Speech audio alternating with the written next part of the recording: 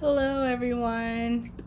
Welcome, welcome, welcome. We're so glad to have you today for this really amazing fireside chat we're going to have. My name is S. Famajere, and I'm the program manager for the Female Founders Alliance. And we're so happy to be doing this particular fireside chat with our partners, SAP.io. And so I'm going to introduce our speakers real quick, but also this is an engaging event that we're doing. So feel free to put your questions in the chat as well. And then we will be doing a little bit of Q&A at the end. So, feel free to speak up. And I'm sure our speakers will cover a lot that you all mentioned in your registrations. So if there's any additional questions, feel free to ask. So I have the pleasure of introducing our speakers, Joanna Riley and Domi Caputo. And so I'm going to read their bios real quick so you have some information, but of course they will fill you in more as well. So a little bit about Jo Riley. She is the CEO and co-founder of Censia. As she's an entrepreneur, investor, and advocate in technology, and is currently the CEO and co-founder of Censia. Jo has a highly experienced background in building and scaling companies, which she attributes to her deep passion for people and building technologies that allow people to be their best selves. She brings her wide knowledge of the industry to better transform the way enterprise companies hire talent. So that's a little bit about Jo Riley. And next about Domi Caputo, who is the head of SAP.io Foundry San Francisco. Domi helps promising early stage startups plug into SAP's multi-billion-dollar ecosystem. In her role as head of the SAP.io Foundry in San Francisco, a leading corporate startup accelerator, Domi helps startups build integrations with SAP solutions and connect to SAP customers and partners. She is passionate about helping early stage startups scale with a particular focus on women entrepreneurs, which we love. And prior to joining SAP, Domi worked internationally across Europe and Canada in multiple roles, managing commercial relationships with strategic accounts in the retail and advertising industries. So we're so happy to have both of you all here. And with that, I hand it over. Awesome. Thanks. Thank you, As. Thank you so much. We are super excited to have you here. And I'm thrilled that I'm joined by Jo Raleigh today, one of our amazing founders at SAPIO. Before getting into the conversation, and I know that we have a lot to cover today, I just wanted to give a quick overview of what SAPIO is. So I promise I only have a few slides. So bear with me, just a few slides. I will be sharing my screen right now. All right. Thanks, Az, for the introduction. I have the pleasure of working for SAPIO and running the SAPIO Foundry San Francisco, which is one of the 9 locations that we have around the globe. And SAPIO Foundry is SAP's no equity Ask Startup Accelerator program for enterprise software startups. And something that some people are curious about is like, what does IO stands for? And IO stands for a small input having a big output, because we believe that by working with the startups that are small and plugging them into the SAP ecosystem, we can really have an outsized impact for customers and the startups, of course. And at SAPIO, what we do, we bring customers and startups together to drive innovation. We accelerate, scale, and incubate startup innovation that strategically expands the SAP portfolio and ecosystem and creates value for our customers. And SAPIO is actually known as the matchmaker of the enterprise industry, and our value proposition is threefold. SAPIO is a win for our customers as we provide them with the latest cutting-edge startup offerings and we also increase the value of the investment in SAP solutions. SAPIO is also a winner for the startups. It's a huge win for the startups because they can better scale their businesses through access to our global customer base and leverage our support in integrating their solutions with SAP portfolio and also go to market with SAP. And lastly, SAPIO is also win for SAP. We are able to expand our offerings to our customers. That includes the latest innovations in the market, while also building the next generation of partners for SAP. And over the past years, our acceleration program has proven that it's really the fastest and most successful way for startups to launch their partnership with SAP. And we are doing this out of our 9 global innovation hubs. Here you can see where you can find us. And since we launched SAPIO in 2017, we have helped accelerate more than 330 startups across all lines of business and industries. And the typical program per location happens twice per year. We typically work with 6 to 10 startups per program per location. And each program has a dedicated focus area or theme. So for instance, here in North America, this year, we're focusing on sustainability. In San Francisco, I will be focused on sustainability in the energy and natural resources program. And my colleagues in New York will be focusing on sustainability in retail and consumer industries. And I will also provide more information on the programs later on the slides here. And what we look for is we look for startups that have a clear product market fit for an enterprise software solution. We look for startups that have secured the VC funding, startups that have existing enterprise customers, and also startups that have resources in place to fully participate during the acceleration phase. And this is because that's how startups can really get the most out of the program. And lastly, we look for startups that have sales and marketing resources to support the partnership with SAP. We really make it easier for startups to partner with SAP and our customers. We provide technical and go-to-market support to help startups integrate with SAP. And we help them, also accelerate the entry into our partner ecosystem. On the technical side, we help startups navigate the integration with SAP solutions. So we help startups identify the integration scenarios with our product teams, with our sales teams. We had them validate the integration scenarios before building the integration, which is very important. We also help startups formally launch the SAP partnership through the SAP Partner Edge program. And we also share knowledge through technical workshops on best practices for integration. And during the program, startups have a direct connection with our product teams. So they can really work with them and they have access 24/7 basically. On the go-to-market side, the founders that work with us have the opportunity to, first of all, expand their knowledge through our curated workshops, talks, executive coffee corners, mentorship, and they can also leverage our network, both internally at SAP, but also externally within our customers. And there are also opportunities to participate in customer meeting, exclusive customer events, SAP events, and also webinars. And lastly, we also work with startups to define their sales strategy to actually reach more customers. And the startups that participate in our programs also get access to perks like free co-working space as soon as we reopen, and we really look forward to that day, discounts and promotions from SAP, and also access to our talent network and our alumni community, which obviously can also open new doors to other programs.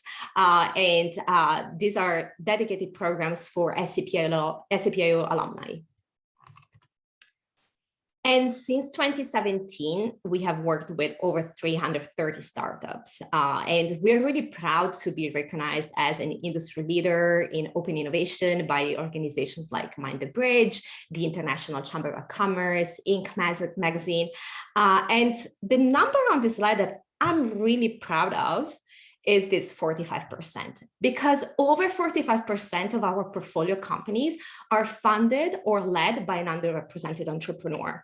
And this is also one of my passions. So I'm really, really proud of this number. And we really believe that diversity yields better innovation. And that's why we are so excited to be here today with you, and also to partner with organizations around the world to really ensure that every entrepreneur is empowered to start up and scale with SAP. And in 2019, we also launched an initiative at SAPIO called SAPIO No Boundaries. And through this initiative, we really empower underrepresented founders to connect with SAP, integrate with SAP, and really become a partner of this SAP ecosystem. And we committed to accelerate over 200 startups led by an underrepresented founder by 2023. And we are at, I would say, a good spot with over 45%. We're starting to definitely do more. And we're really focused on building inclusive communities around the world. Here are just some of our amazing founders that we have, over the past 4 years. And, I'm really committed also to open up my network to all of you. So, are you ready to start up with SAP? So here is where you can learn a little bit more about our programs. You can also get in touch with us, apply to the program if you think that you will be a good fit. Also, please help us share the word about these amazing programs that we will be running in the fall. And lastly, feel free to reach out. You can also book a meeting here, and I will pause here. These were the few slides that I had. So I will pause here to see if there is any questions. And sorry, I didn't see the chat. So.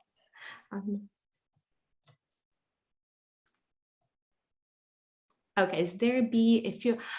Oh, that's such an amazing question. We are working on that.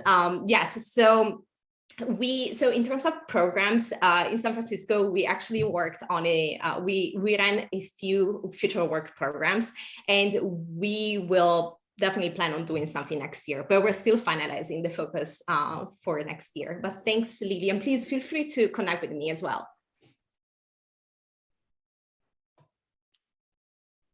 Awesome. I don't see any other questions. I think we're good, right? I don't see any other questions in the chat, so. Yeah, not for right now. So you all can get right into it. Awesome. Perfect. Alrighty. So let's get to the most exciting part of today's session with Joe Raleigh.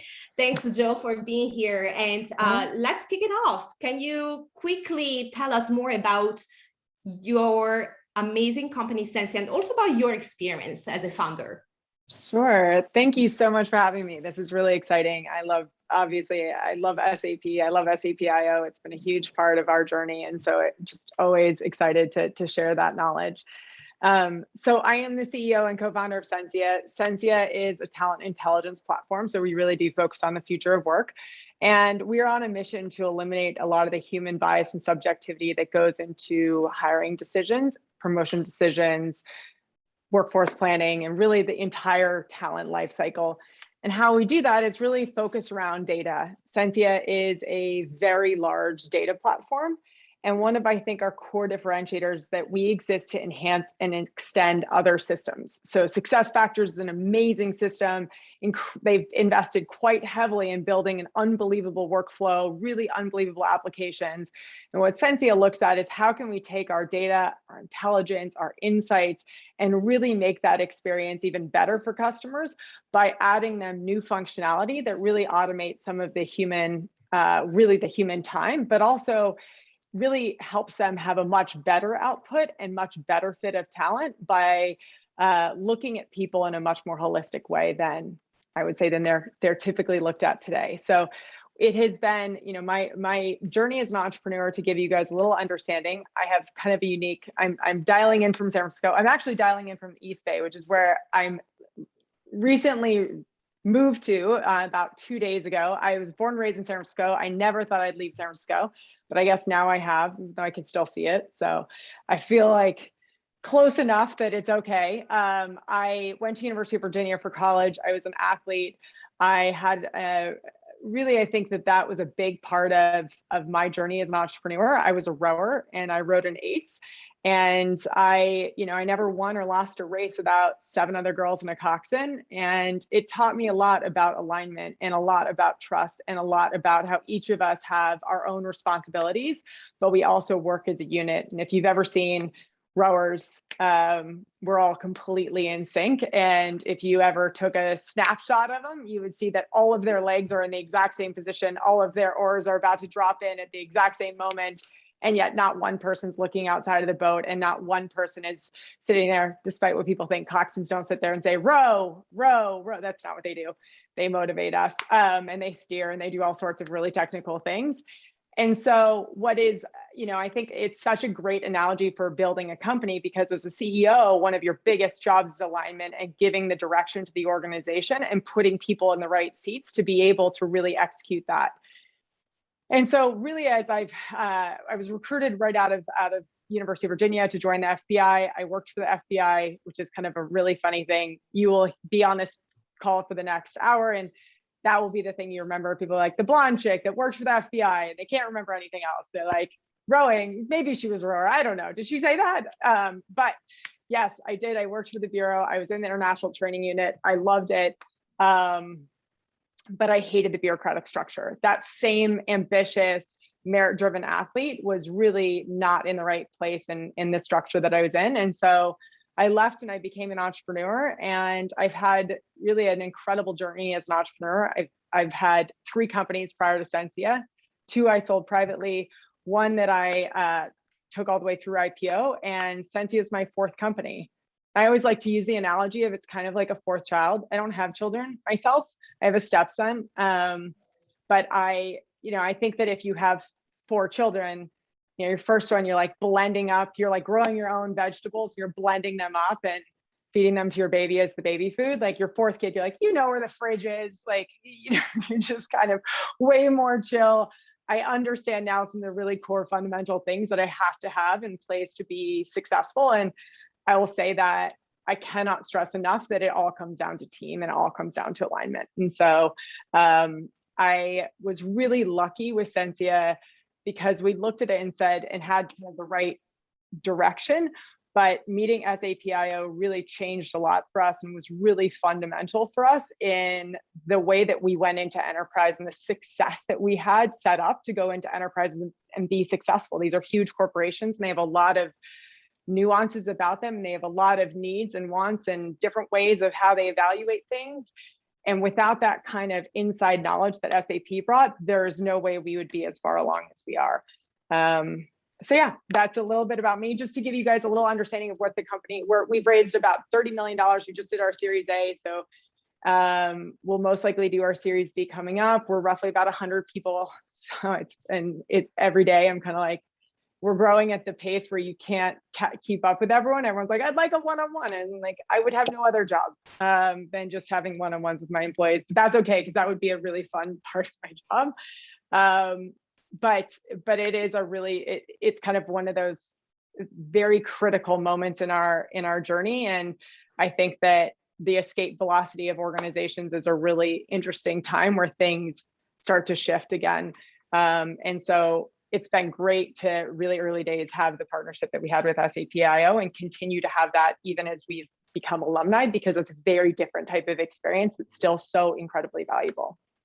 That's awesome, Jo. Thanks for sharing. I mean, I just love your story. Your background is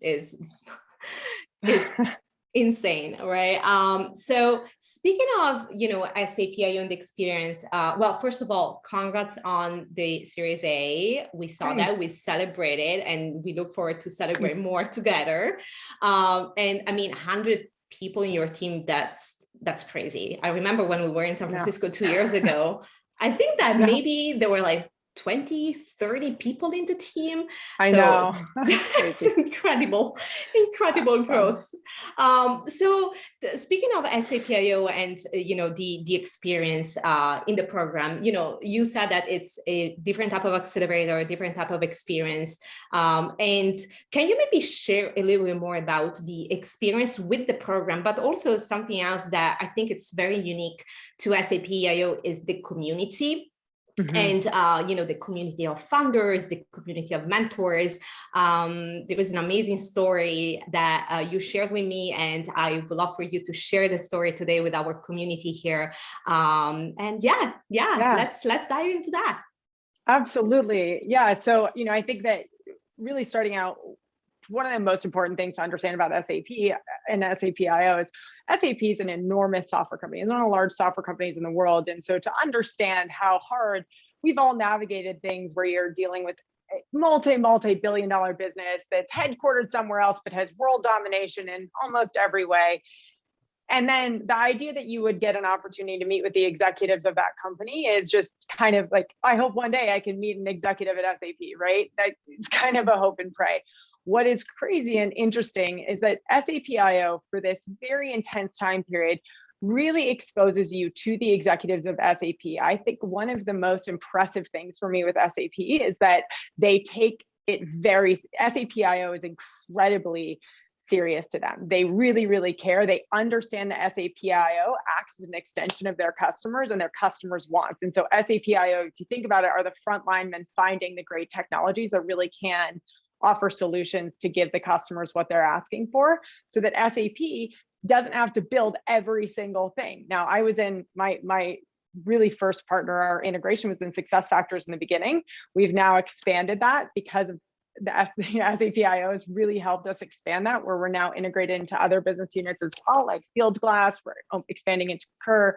And I think that those are really exciting. But that exposure, I wouldn't be able to have those partnerships, and I would not be able to figure out that execution if we weren't exposed to the executives at SAP, and in my case, SuccessFactors. So we're sitting there, and if you think about it, before we got in front of the CRO, or before we got in front of the their VP of sales, or their entire executive team, before we got there, what SAPIO really worked with us on is how do we present ourselves. And I think that was critical, not just for meeting with the SuccessFactors team, but it was also critical for my success with the customers of SAP. And it was really, really valuable for me when I met with investors.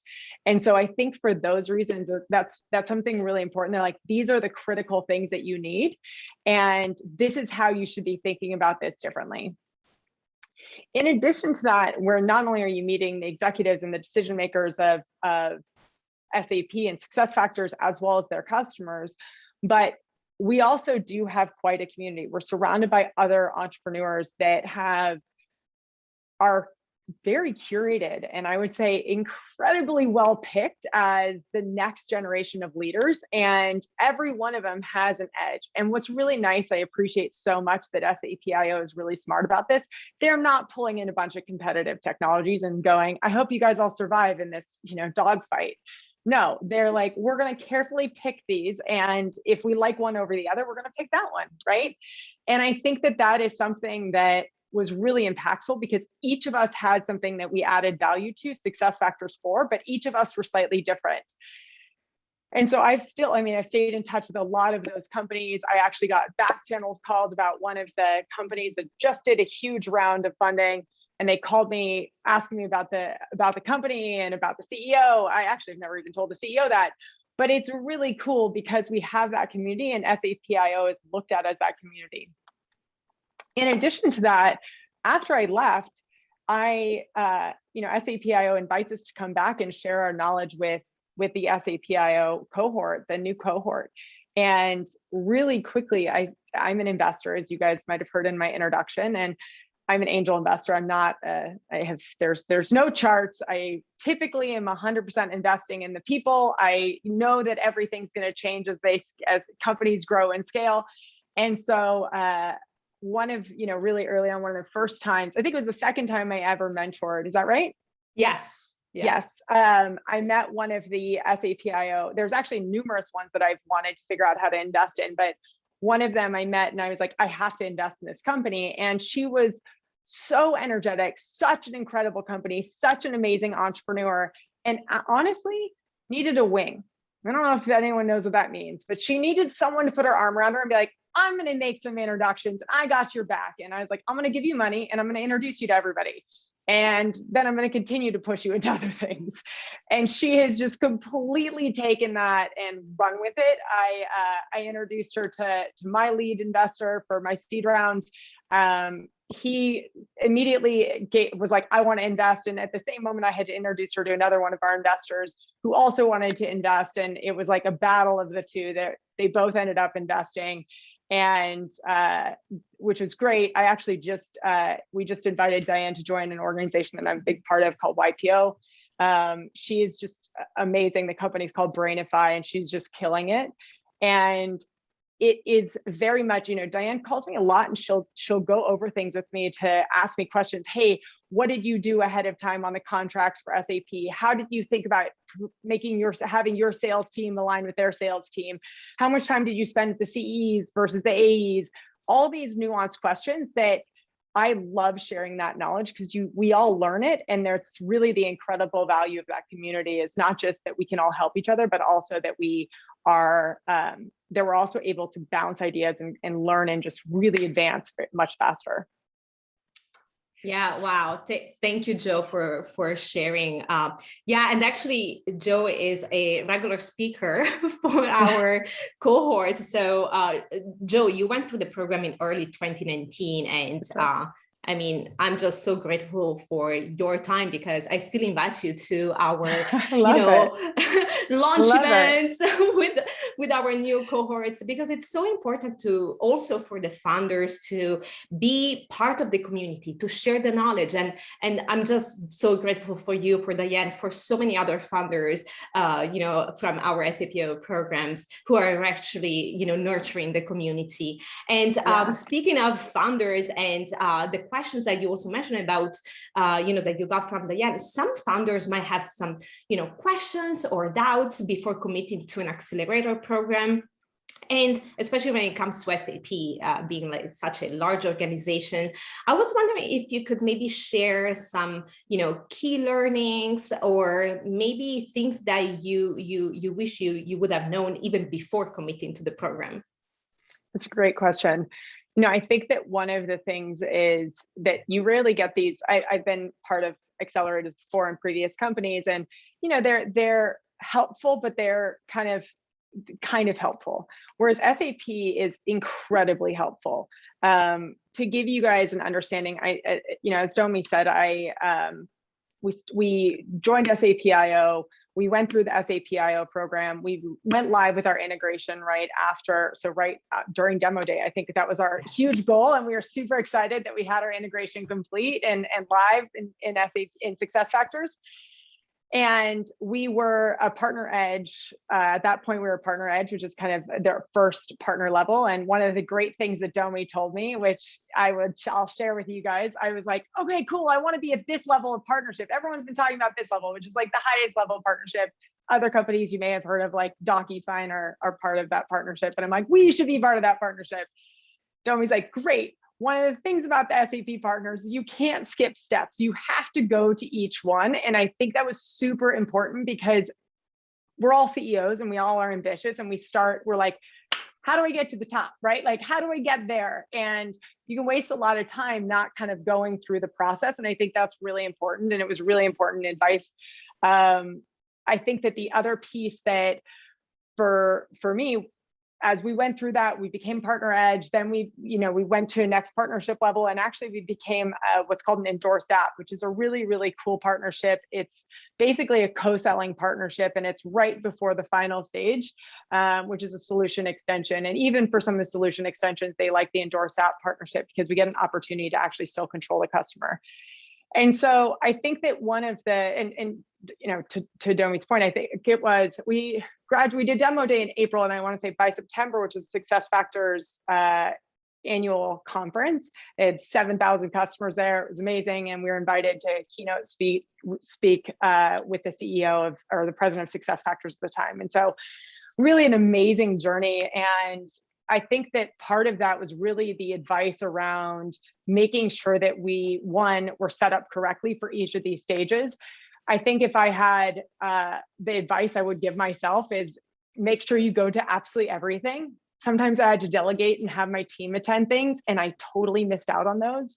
I don't know. I mean, it's very hard if you're especially bouncing back and forth, but I kind of resented the founders that had to travel and stay in town for 3 months, because I was like, this is where you're working. Like, I have an office across town. And so it's really neat that way. But I didn't understand, and I underestimated the incredible value of every single meeting. And for me, I think that the other piece is, you will be blown away with SAPIO, the number of unbelievable people that you are sitting down and meeting with, from the VPs of talent and heads of HR of these companies to, huge enterprises, to the executives of success factors, the executives at SAP. And the follow-up is really critical with them. And so the ones that I continuously followed up with are the ones that I have some deep relationships with now and have always had my back. They became my wing. And I think that that's a really important thing, is that SAPIO really sets you up to find your wing, if you will, within SAP and outside. Yeah, no, that's absolutely true. So a couple of things that you mentioned about following the right steps. That's something that I think could be intimidating sometimes. If you look at SAP from outside and navigating all the different steps that you have to take to become a partner, to procure the tenants, to build the integration. And that's why, we really make sure that we curate the startups that join our cohorts, because we can help startups and we handhold startups through all these different steps. So that's why, when startups join the program, we just tell them, like, hey, use us as a resource. Like, we're here for you. Ask questions, ask to be connected to, this product manager or this solution architect. We can do that for startups. And then the other thing that you touched on is the amount of meetings and people that you meet through the program. And that's also why we really, make sure that startups have the right resources, because obviously, especially founders will love to join all the meetings, but sometimes there are technical meetings that, founders can just allocate their technical resources, or customer meetings where maybe you have a head of sales or head of business development. And so making sure that you actually have the right resources in place is critical, and kind of bring that back to, rowing, that you have to have the team aligned. So great points, Joe, that you made. And speaking of the amount of people that you meet through the program, you just do an amazing job keeping everyone up to date. Like, I receive your updates. It's like, yes, this is so great. And I get so excited every time I read your updates. So tell us, can you share some best practices on how to keep everyone up to date? Totally. So 100% I can. I think that the sales reps at SAP have got to be superhuman. I don't know. There's how many partners? Over 2,000 different partners. Isn't that right, Domi? Yeah. So in SAP in total has over 2,000 partners. They're an incredible ecosystem of other companies that can be plugged into these solutions and advance them. And you can imagine, for success factors alone, there's hundreds, right? And each of those sales reps not only have to sell an entire success factor suite of things, but they have to keep you at the top of their mind to go, oh God, I got to bring that company into this. And a lot of people think that, okay, I'm going to do SAPIO, or I'm going to become an integrated partner, and then the salespeople are just going to sell me. And just like anything, that's impossible. You're not necessarily always thinking on the top of your mind over, you might have met someone or heard something really great, but it phases the second that you hear about something that is more urgent and more important or whatever. And the other big thing I learned is that the SAP reps actually have very specific ways of talking about things. And so if I say passive sourcing and they're saying screening or whatever it is, that I need to match with their language, because if not, it's going right over their head. They're kind of going, I've got to listen to a lot of things across a lot of different applications for HR, not just recruiting. I've got to think about onboarding. I've got to think about payroll. I've got to think about, offboarding. I've got to think about the entire cycle of HR. So if I'm using the wrong or my own specific language, that's something that's not going to work. But what we started to do was really foster relationships. And I said this to my team we really started to foster relationships with the sales reps that we would meet. And actually at one point, so it's funny because right before COVID happened, we have, prior to that point, we had actually put the entire org chart of all AEs, the entire org chart in general of SuccessFactors, and the entire org chart of the reps at SuccessFactors on our walls. And then we decided we need to also do the CEs. I am not kidding. And then we highlighted everyone that we had relationships with and every single one that had a deal that we were in conversation with. And everything had to be up to date. Now, at the time, my company was much smaller. My company was much smaller than it is now. It is still incredibly small in comparison to the SuccessFactors sales team. But how are we going to make sure that we stay on top of it? Because the last thing you want to be known as is the company that doesn't follow up, that don't have people available or whatnot. And so I started to really nurture a few relationships, as did my team, with sales reps. And we really wanted to go, we didn't have to win all of them. We just needed to win a couple of them over and then get a couple deals and then share those deals out. So as we started to get deals done, as we started to, I think, so just to give you guys an understanding, we were the best performing as far as number of new customers, new SAP SuccessFactors customers. We were the number one, we had the most joint customers last year as our partner level. So it was really great. We actually did a ton of deals, which was fantastic. And we're gonna be on track for tripling that this year. But I think that is something that happened because the very first one happened. And then it was like, we're going to share this. We're going to share that. We're going to share with the reps. We're going to share with SAPIO. And funny enough, SAPIO has some overlap channels, but they have a lot of also different channels that have a lot more weight than if I just shared that with maybe just the inside sales team.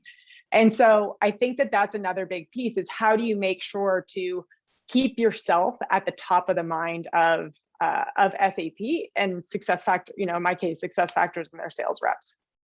I literally talk, their head of now their global VP for their entire customer journey from an SAP standpoint is somebody I talk to probably on a weekly basis. And she ran big divisions or big regions for all the CEs across North America. And she's so helpful to help me think about how should I be talking to these customers? What are the things that they are important? What's at the top of their mind? And I think that's kind of key. And it's the same thing that you can do. And I met Tracy at SAP, at SAPIO.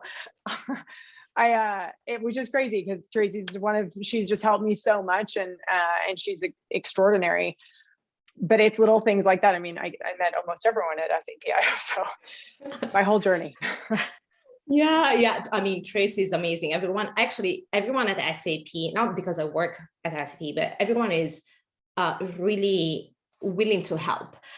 So, and that's the amazing thing is that if you ask for help, they will just make introductions, open the doors, even just help you maybe go through your pitch deck. And back to, what you said about using the right language, that's something that obviously when startups join the program could be overwhelming, but we actually have a lot of AEs who help us with, we do some dolphin tank type of events where we have our AEs, our sharks or dolphins who actually provide feedback. And that's because we want startups to, really nail that pitch to our customers.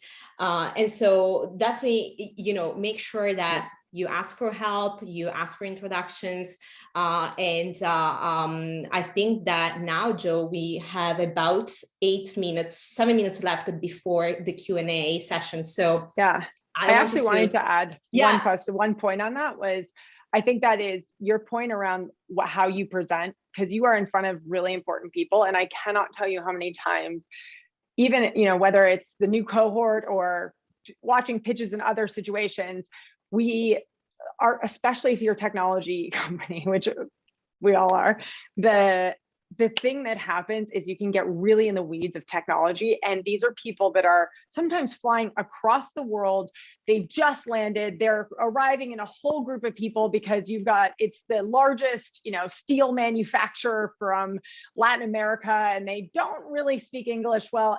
And there are a number of times where, because SAP is a global company, that you are pitching and somebody is translating to the entire audience in real time. And I kid you not, it's amazing. And those people, by the way, will follow up, and those people become your clients. One of my first clients actually came from SAPIO and is actually the largest steel manufacturer in Latin America.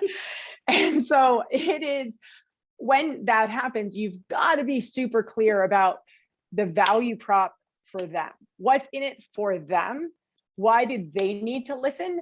If they like what they're hearing, believe me, they will have a second meeting, and you can get into the nitty-gritty technology stuff if you want to, but showing the random, these are people that are never going to click on your product. They are the decision makers that SAPIO sits you in front of. We're not talking to people low on the totem pole. You are talking to the absolute right people. Those people need to be communicated in the way that they're best communicated out with it. And I think that is like the greatest tip I can share is if you're great with feedback and if you like feedback, keep going back to SAPIO and being like, is this right? And let them tell you it's not, but this is what I would do.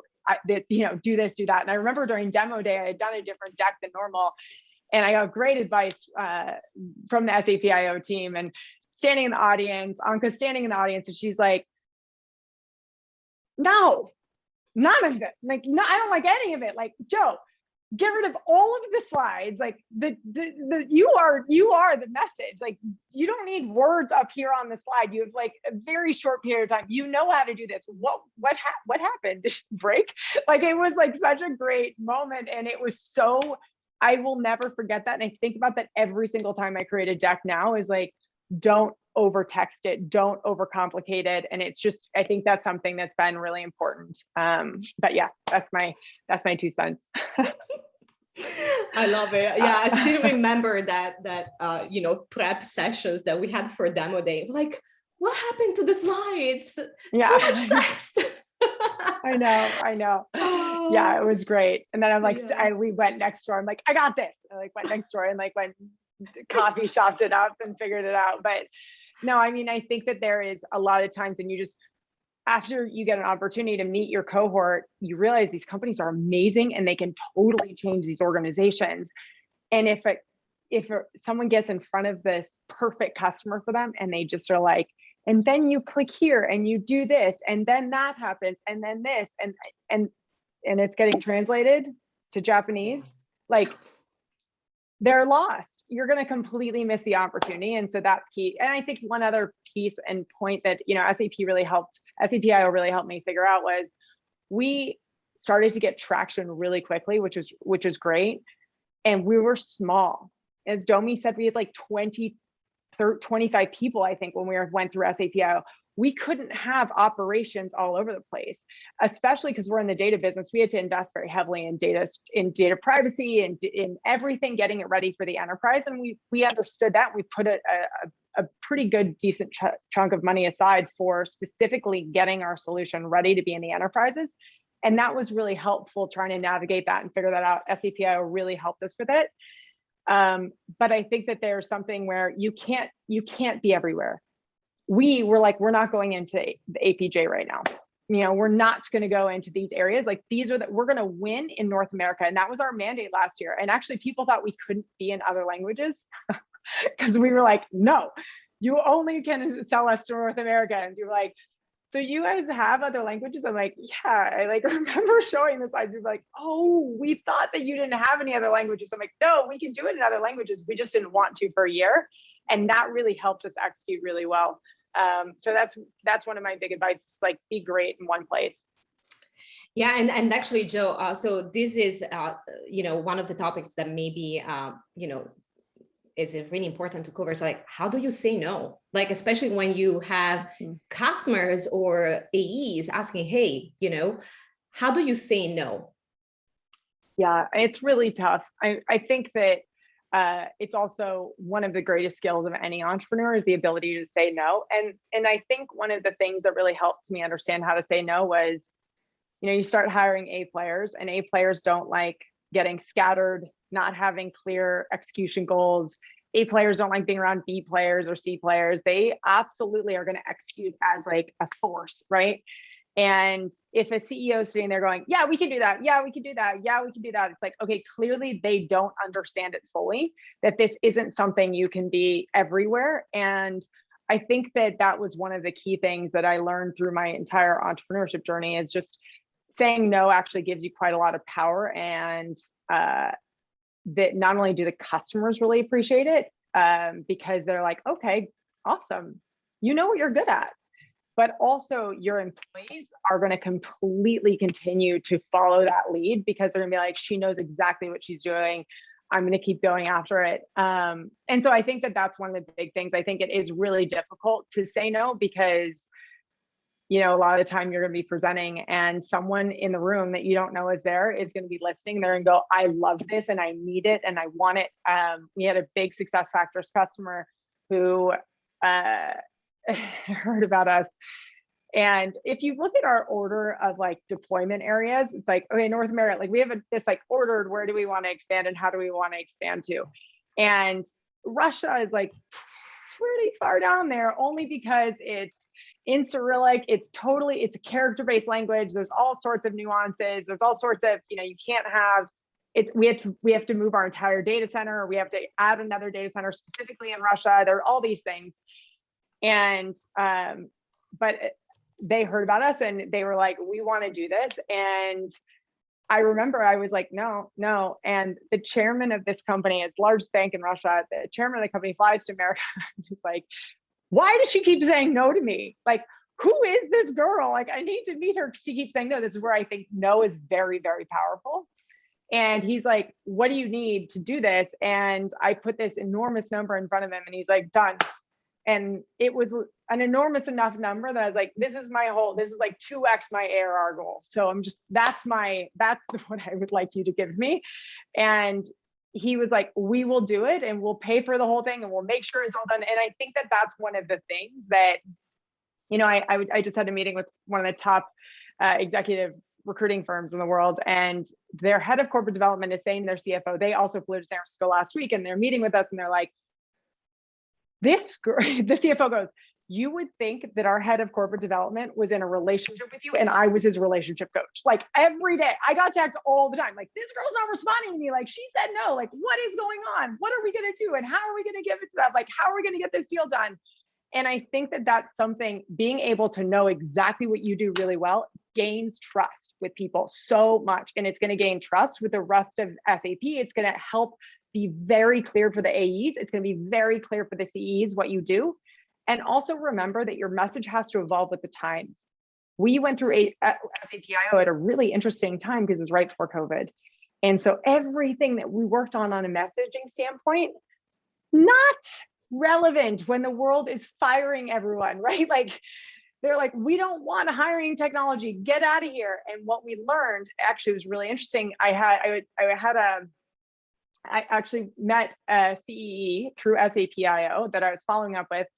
And he's like, everyone's they're basically asking for consolidation. They need to figure out what have they not deployed that they cannot have on their books right now. They're trying to figure that out. And I'm like, So we changed our whole messaging to be like, instead of getting rid of SAP solutions, get rid of these other solutions by deploying Censia.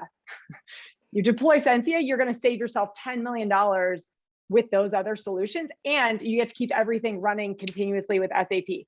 SAP reps loved that pitch. They were like, no, I hear you asking for consolidation, but I'm instead going to raise you a deployment of Censia. Like, it was great and safe from other people. And I think that that's a really important thing, is like, listen to what they're saying. And I always was like, tell me what right now is like right at the top of their minds. And sometimes people will continue to try and push the way that they used to sell it. So sorry, I used up that whole 8 minutes, Domi. I'm so sorry. No, this is just amazing content that you just shared. So no, absolutely. Yeah. And I bet that the AEs love that pitch for sure. Yeah. But it's also, you do a great job listening to people, staying focused, listen to what AEs and Cs say, listen to what, maybe they have some customer insights. And so, definitely. Thanks for sharing about your experience. And I think that we have some time for Q&A. So I will wrap it up here and opening to Q&A. Awesome. It looks like there are a couple in the chat too. We can maybe go through those. Oh, yes. Okay, so I see this question from Roar. How did you make the transition from FBI to entrepreneur, and how did the culture shock of bureaucracy to fully free from entrepreneurial life go? Yeah, no, it's a great question. I think that for me, and I talked about that, you know, this question comes up quite a bit. I was really young when I first,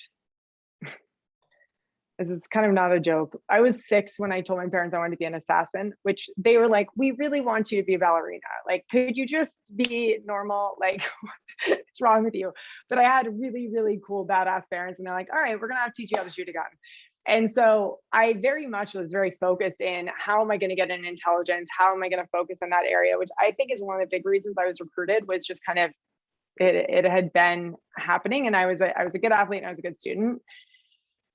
And so when I leaving the FBI, one of the kind of hardest things was, this was the thing I thought I was going to do forever, right? Like I actually, when it happened, I was in a course, I was in the national training unit. My supervisor agent and I were in the UAE, and we just finished a course. And he said to me, he goes, you know, the Bureau is going to lose you. I was like, what are you talking about? And he's like, you have this passion and this light to change the world. Like, you deserve to be in front of thousands of people, like literally making an impact. And the Bureau is going to take that light and they're going to put it in a box, and they're going to be like, you can't let any of this light escape. It's all got to be right here, and it will start to die. And I was like, well, that's terrible. Anyway, that's not going to happen. I'm a lifer. And then I watched him go through mandatory retirement, because one of the weirdest things at the Bureau is the day I was hired, they told me every day I'd be promoted and the day I had to retire.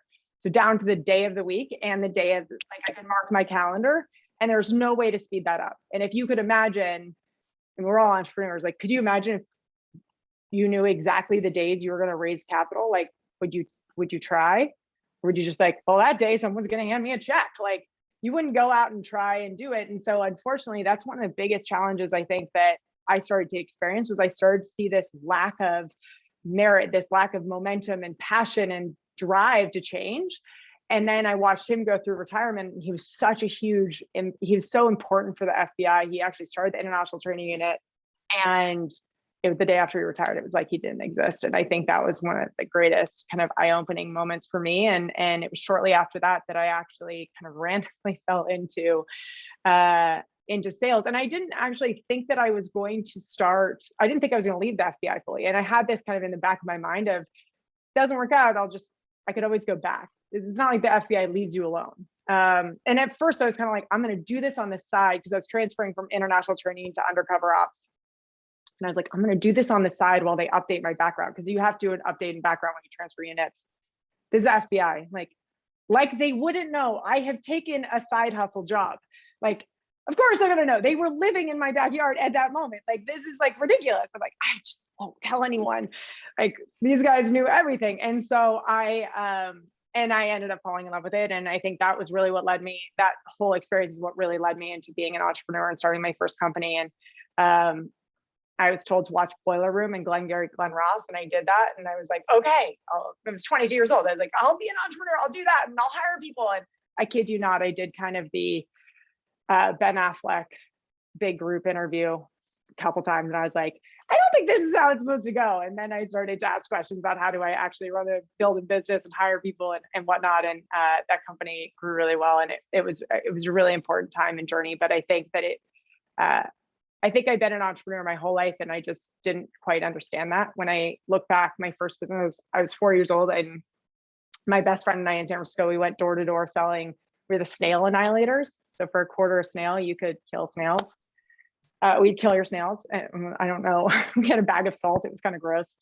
But I think we just loved the competitiveness of it. And so I think if I look back, I think that's where that it's in all of us. And yeah, this is just kind of fell into it. So I have a lot of respect and appreciation for the Bureau, though. I think it's amazing and amazing what we did. I love the international training units. Incredible.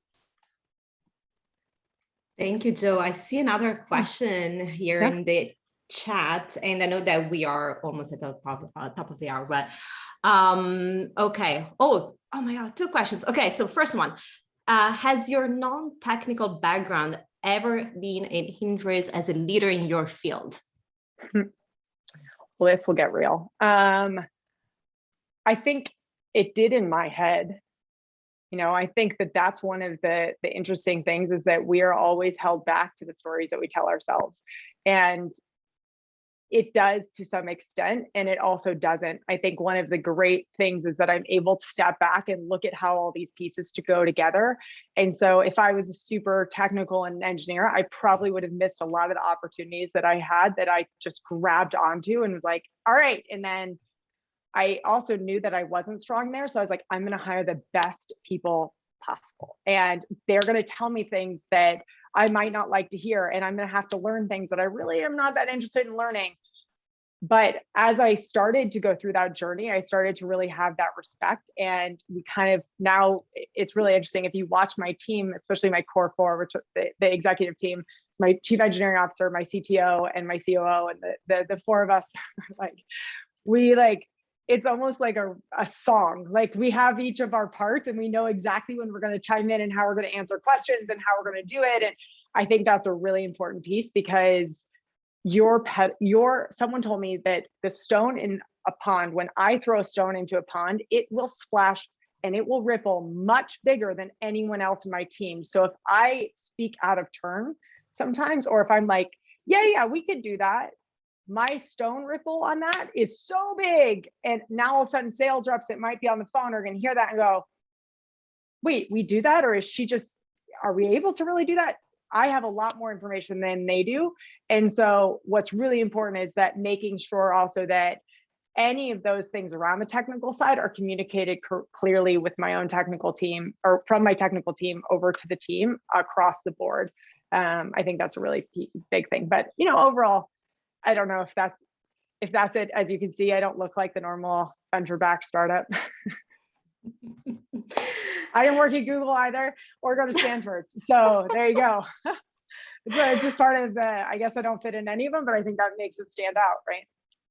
Absolutely. Yeah. I think that our unique background is what, makes us stand out and makes us unique. Totally. And well, thank you, Joe. I will hand it over to Az for the wrap up of the session.